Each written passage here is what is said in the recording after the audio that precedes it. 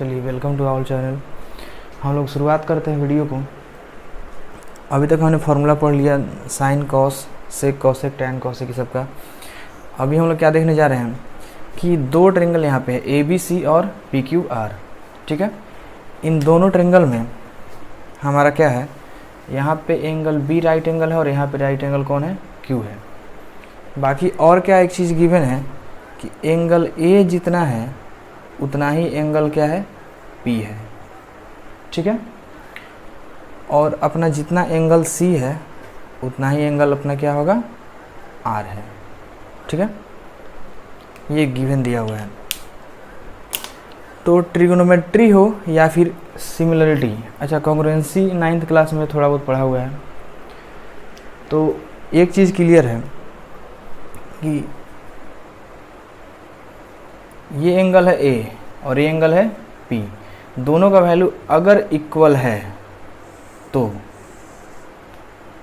इसके लिए सारे आइडेंटिटीज़ भी आपस में क्या होंगे, इक्वल होंगे। जैसे साइन ए जितना होगा उतना ही क्या होगा, साइन पी होगा।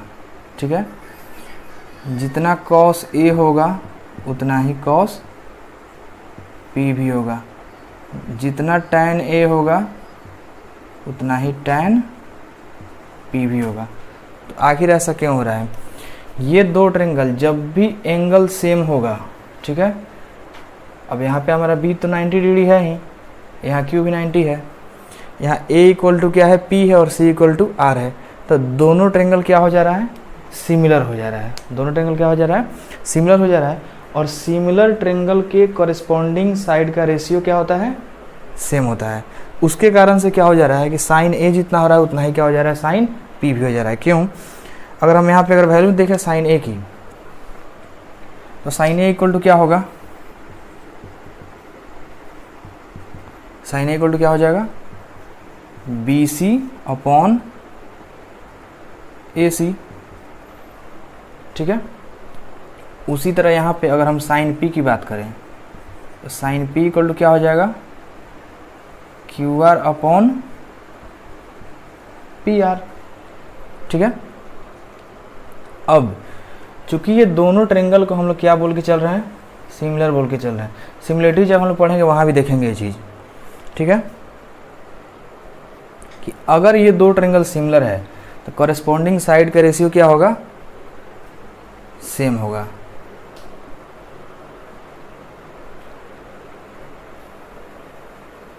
हाँ, तो अगर हम इन दोनों ट्रेंगल में देखें, ट्रेंगल ए बी सी और पी क्यू आर, तो अगर हम कॉरेस्पॉन्डिंग साइड की रेशियो की बात करें, B C upon Q R is equal to क्या हो जाएगा, ए सी अपॉन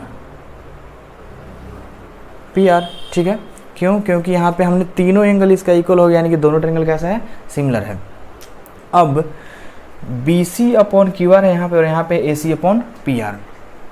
और हम इन दोनों को एक्सचेंज करें, यानी कि अगर हम क्रॉस मल्टीप्लाई करते तो एक स्टेप और बढ़ता कि क्यू आर और ए सी आपस में मल्टीप्लाई होते और बी सी और पी आर मल्टीप्लाई होते।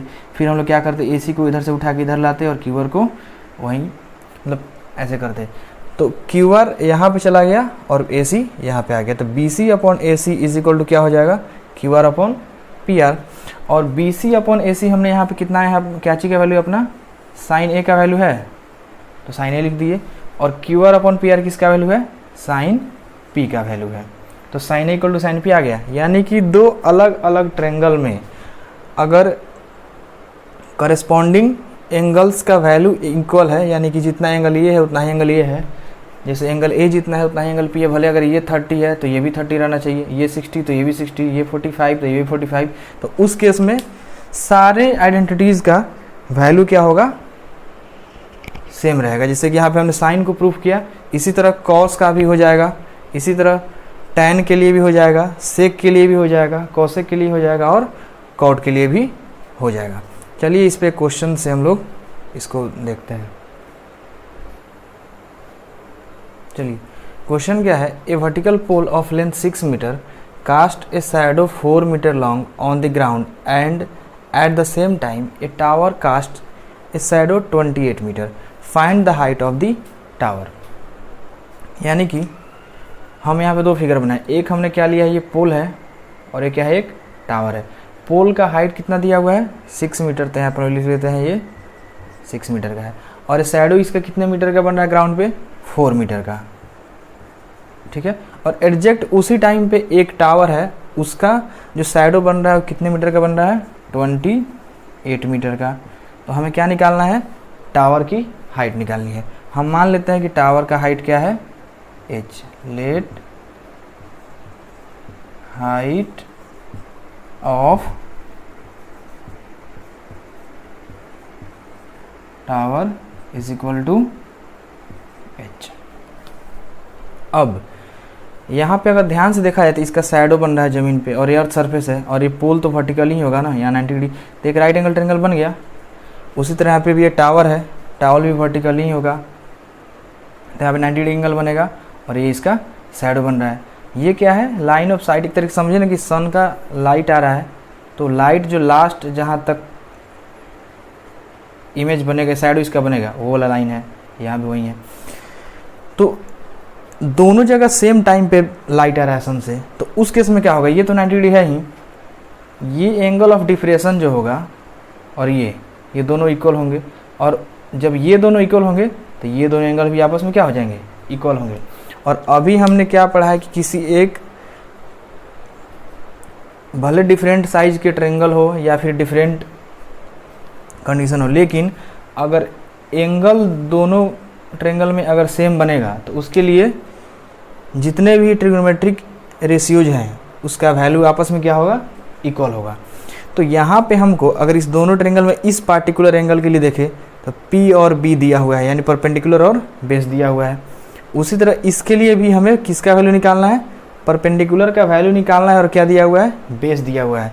यानी कि हम लोग इसमें से कौन सा ट्रिग्नोमेट्रिक रेशियोज का यूज कर सकते हैं, तो हम लोग यूज करेंगे P और B किस में आता है, टैन में और कॉट में। तो या तो हम इन दोनों पार्टिकुलर एंगल के लिए टैन का वैल्यू को इक्वेट कर सकते हैं या फिर कॉट को। तो हम लोग टैन को इक्वेट करके चलते हैं। तो टैन ऑफ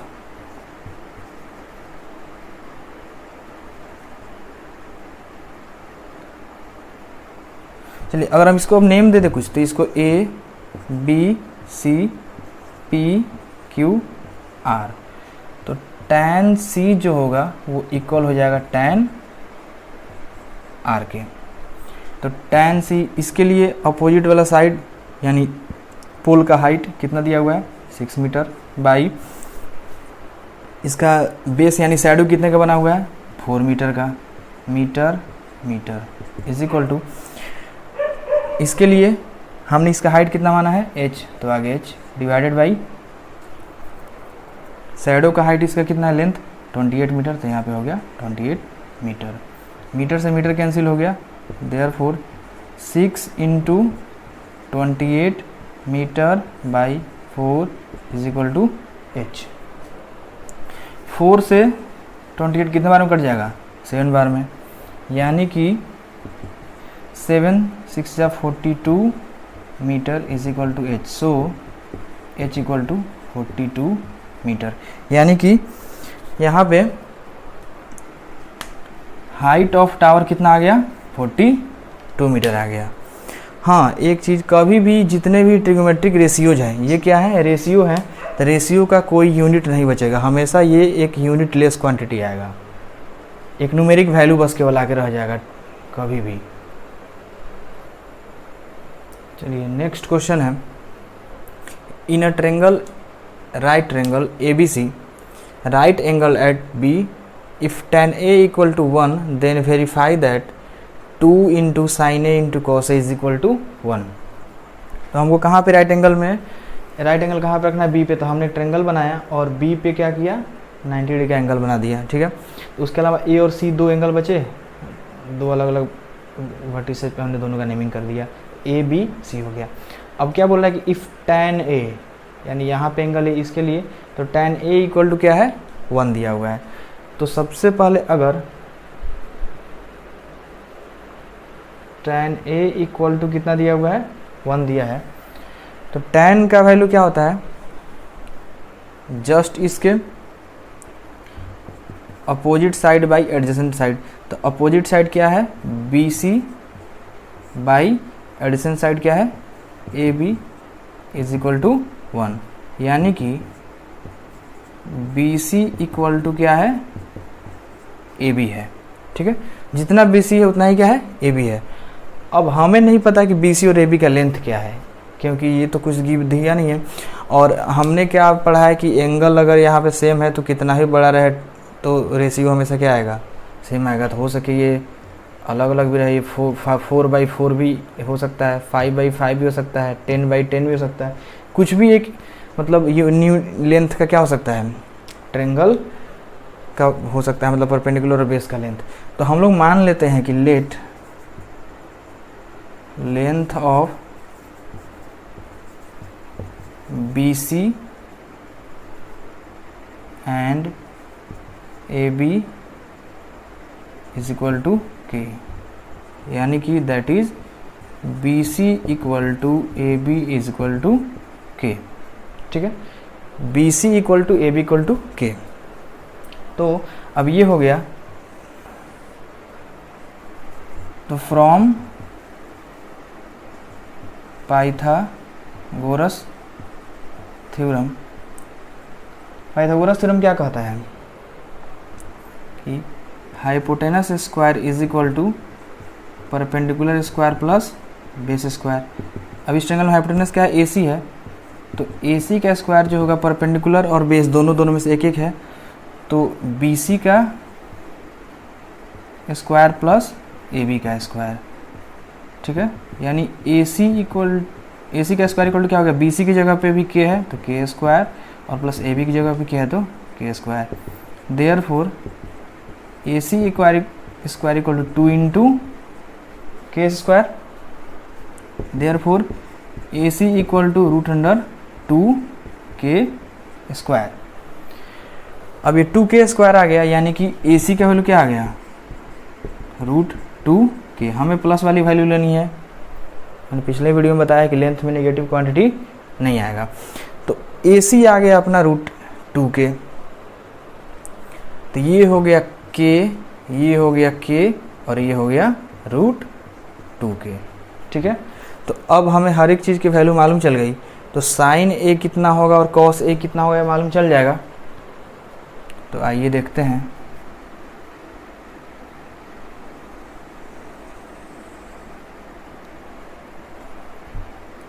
साइन A का वैल्यू कितना हो जाएगा, साइन A के लिए अपोजिट बाई हाइपोटेनस, यानी कि BC बटा AC। क्लियर है, तो यहाँ से साइन A इक्वल टू हो जाएगा BC का वैल्यू K बाई AC का वैल्यू √2K, K से K ख़त्म, यानी कि साइन A इक्वल टू आ गया 1/√2। ठीक है, साइन A इक्वल टू आ गया 1/√2। अब कॉस A का अगर हम वैल्यू निकालें, cos A equal two adjacent by hypotenuse, तो एडजेसेंट क्या है, AB है, और AB का वैल्यू क्या है, K है, तो K और बाई हाइपोटेनस क्या है, √2K, तो K से K ख़त्म, यानी कि कॉस A इक्वल टू हो गया 1/√2। इतना क्लियर। ठीक है, इतना अगर क्लियर है तो लास्ट में थोड़ा सा यहाँ देख लीजिए,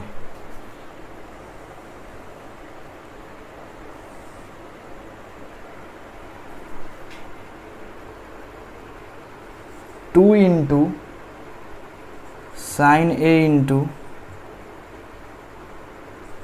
cos A is equal to 2 into sine A का वैल्यू कितना है हमारे पास, 1/√2 इंटू कॉस A का वैल्यू आ गया है 1/√2।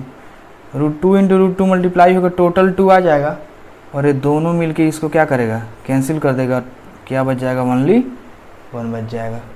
तो इसका क्या हो गया, हमारे पास प्रूफ आ गया कि 2 into sine A into cos A equal to क्या हो गया, 1 आ गया। कब, अगर tan A इक्वल टू 1 होगा तब।